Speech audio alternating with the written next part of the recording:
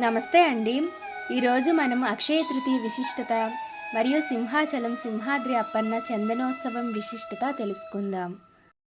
అక్షయ తృతీయ అనేది హిందూ పంచాంగంలో అత్యంత శుభదినంగా భావించబడుతుంది. ఇది ప్రతి సంవత్సరం వైశాఖ మాసంలో శుక్లపక్ష తృతీయ నాడు వస్తుంది. అక్షయ అంటే క్షయము లేనిది, అంటే నశించని ఫలితాలను ప్రసాదించేది అని అర్థం. ఈ రోజు చేసిన దానం, జపం, తపస్సు, పుణ్యకార్యాలు ఎన్నో రెట్లు ఫలితాన్నిస్తాయని పురాణాలు చెబుతున్నాయి. ఈ రోజున నూతన కార్యక్రమాలు ప్రారంభించడం ఎంతో శుభమని నమ్మకం. వివాహాలు, గృహప్రవేశాలు, వాహన, వస్తు కొనుగోలు వంటి కార్యక్రమాలకు ఇది ఉత్తమమైన సమయం. త్రేతాయుగ ప్రారంభం ఇదే రోజున జరిగింది. పరశురాముడు జన్మించిన రోజు కూడా ఇదే. పాండవులకు అక్షయ పాత్రను శ్రీకృష్ణుడు ఇచ్చినది ఈ రోజునే. సుధాముడు శ్రీకృష్ణుని కలిసిన రోజు కూడా ఇదే. భగవద్గీతను వ్యాసుడు మొదలుపెట్టింది కూడా ఈరోజే. ఈరోజు ధాన్యాలు, వస్త్రాలు, బంగారం వంటి వస్తువులను దానం చేయడం వల్ల కలిగే పుణ్యం అపారమని పురాణాలు చెబుతాయి.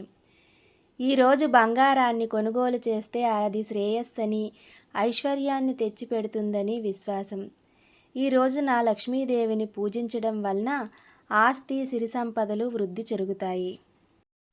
అక్షయ తృతీయ అనేది ఆధ్యాత్మికంగా, ధార్మికంగా, ఆర్థికంగా ఎంతో శుభకరమైన రోజు. ఈ రోజు చేసిన ప్రతి మంచి పని నశించకుండా కలిసే పుణ్య ఫలితాన్ని ఇస్తుంది. కనుక దీన్ని విశేషంగా ఆచరించడం ఉత్తమం. అలాగే అక్షయ తృతీయ నాడు శ్రీ వరాహ నరసింహస్వామికి సంబంధించి అత్యంత ప్రాముఖ్యమైన ఘట్టం. గంధము ఒలుపు తొలగించి నిజమైన స్వరూప దర్శనం జరిగించడం.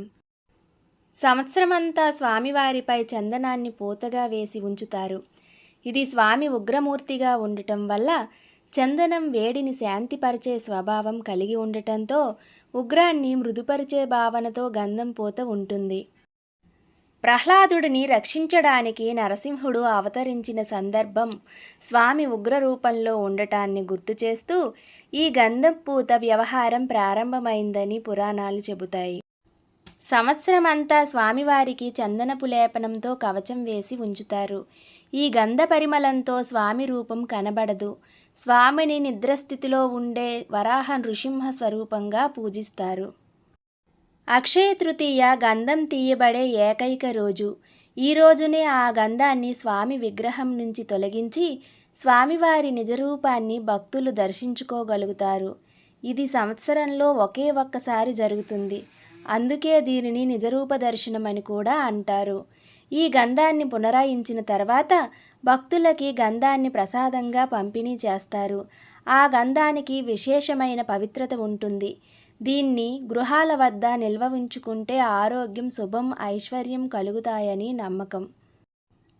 లక్షలాది భక్తులు స్వామివారి నిజరూపాన్ని కైంకరించేందుకు ఈరోజు సింహాచలంకి తరలివస్తారు. ప్రత్యేక పూజలు, సేవలు, నైవేద్యాలు నిర్వహించబడతాయి. ఈ రోజున సింహాచలం స్వామి దర్శనం అంటే ఎంతో పుణ్యఫలమని, కోర్కెలు తీర్చే రోజని నమ్ముతారు. ఈ గంధోత్సవం మాత్రమే కాదు, సింహాచల క్షేత్రానికి అక్షయ తృతీయతో విడదీయరానిది. ఇది సాంప్రదాయకత, ఆధ్యాత్మికత కలగలిసిన ఒక అద్భుత ఉత్సవం. మరిన్ని మంచి వీడియోస్ కోసం ప్లీజ్ లైక్ చేయండి, షేర్ చేయండి, సబ్స్క్రైబ్ చేసుకోండి.